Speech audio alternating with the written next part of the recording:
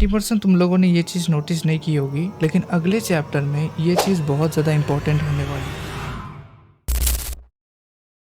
जहाँ पे मैं बताऊँ 587 चैप्टर में जब डैनियल पार्क जैक किम को फोन करता है और वो कहता है कि तुम्हारा फोन स्पीकर पे है क्या, जहाँ पे जैक किम कहता है हाँ मैं गाड़ी चला रहा हूँ, क्योंकि लाइटनिंग जो फोन नहीं उठा रहे तो मैं उनके पास जा रहा हूँ। और फोन ना उठाने का रीजन तो तुम लोगों को पता ही है, क्योंकि जेंटलमैन ने उसे मार दिया है। और जब जैक किम वहाँ पे पहुंचेगा और वो लाइटनिंग चोई को बाहर से बुलाने की कोशिश करेगा, लेकिन उसे कोई आंसर नहीं मिलेगा। और जब वो देखेगा कि दरवाजा खुला हुआ है तो वो अंदर घुसेगा और उसे दिखेगा कि लाइटनिंग चोई मारे जा चुके हैं। इसके बाद सीन शिफ्ट करके हमें मिस किम के पास दिखाया जाएगा, जहाँ पे जेंटलमैन मिस किम के पास खड़ा है और उसके आदमी उनके ऊपर हमला करना शुरू करेंगे। और जिनून पार्क के लॉन्डे यहाँ पे चीजें संभाल रहे होंगे कि तभी लाइनमैन को फोन आएगा जेक का और उसे वो बताएगा कि तेरे सेंसे मारे जा चुके हैं। और वो ये डिटेल भी शेयर करेगा कि वहाँ पे बहुत ज्यादा सेंट का यूज किया गया है जिससे खून की बदबू को छुपाया जा सके। और इससे लाइनमैन को थोड़ा बहुत क्लिक तो होगा, लेकिन वो कंफर्म नहीं हो पाएगा और ये देख के वो रोने लगेगा। और तभी मिस किम पूछेंगी कि क्या हुआ, जहाँ पे वो रिवील करेगा कि लाइटनिंग चोई मारे जा चुके हैं।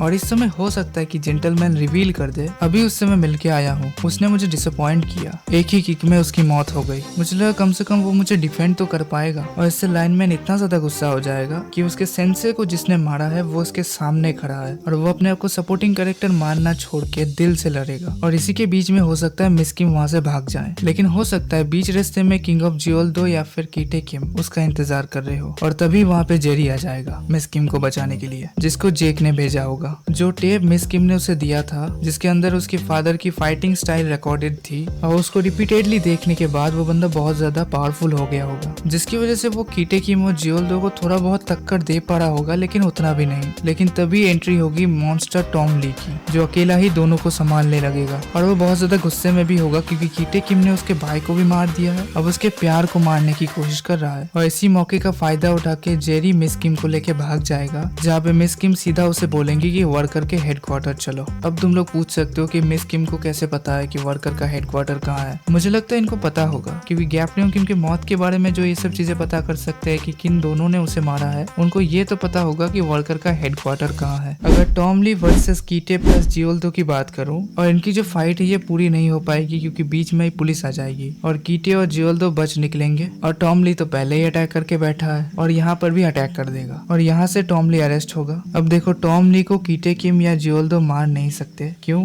अगर टॉम ली मर गया तो मैनेजर किम की एंट्री कंफर्म हो जाती है, क्योंकि पीटीजे को अभी वो कार्ड यूज नहीं करना क्योंकि फ्यूचर के लिए सेटअप चाहिए। इसीलिए टॉम ली को यहाँ पे नहीं मारेंगे, उसे जेल में डाला जाएगा। अभी के चैप्टर में अगर तुम देखते हुए आओगे तो टॉम ली की ग्लेजिंग बहुत ज्यादा पीटीजे कर रहे हैं। अब देखो किसी कैरेक्टर की अगर ग्लेजिंग हो रही है, जैसे हंट फॉर गन आर्क में पीटीजे ने गन की बहुत ज्यादा ग्लेजिंग की, जिसके बाद उसे सीधा जेल में डाल दिया। और यहाँ पे सेम टॉम ली के साथ भी होगा, ऐसी कस्टडी जहाँ से ना वो निकल सकता ना कोई उससे मिल सकता। गुड चाइल्ड के लॉ के हिसाब से व्हाइट टाइगर जॉब सेंटर का हेड प्रिजन में है। टॉम ली लंबे टाइम के लिए जेल में रहेगा, alive but out of the game. अब मैं बात करूँ तो मिस किम को वर्कर के हेडक्वार्टर के बारे में पता है, लेकिन उसे अंदर कौन ले जाएगा? वो ले जाएगा यूजिन, जहाँ पे वो पहले ही मिस किम को कह चुका है कि हंट फॉर गन आर्क के बाद वो वर्कर्स आ सकती है। अब मैं बात करूँ तो वर्कर का हेडक्वार्टर असल में दिखता कैसे होगा, क्योंकि पहले ये चीज दिखाई नहीं गई। वो होगी एक multinational network building, different countries का बिजनेस पर एक ही होम। इसका मतलब नियर फ्यूचर में कोरिया के बाहर के कैरेक्टर्स भी एंट्री कर सकते हैं। अगर मैं बताऊं यूजिन सिर्फ वर्कर एफिलिएट का सीईओ है, पूरे वर्कर का नहीं, क्योंकि वर्कर हेडक्वार्टर के पीछे एक और बड़ा मास्टरमाइंड हो सकता है जिसका इन्फ्लुएंस प्रेसिडेंट तक हो सकता है। यूजिन चाहता है स्टीव हॉन्ग का सपोर्ट, लेकिन उससे पहले उसे उस रियल बॉस से डील करनी होगी और वो बॉस दूध का धुला हुआ नहीं होगा। वो यूजिन से बहुत बड़ी कुर्बानी मांगेगा, शायद पूरे वर्कर एफिलिएट को और जेम्स की कमजोरी के बारे में भी जानना चाहे। इस आर्क में यूजिन जीत सकता है, लेकिन उसे अपना एम्पायर जलाना पड़ेगा। और ये जो थियोरी है ये इस भाई की है,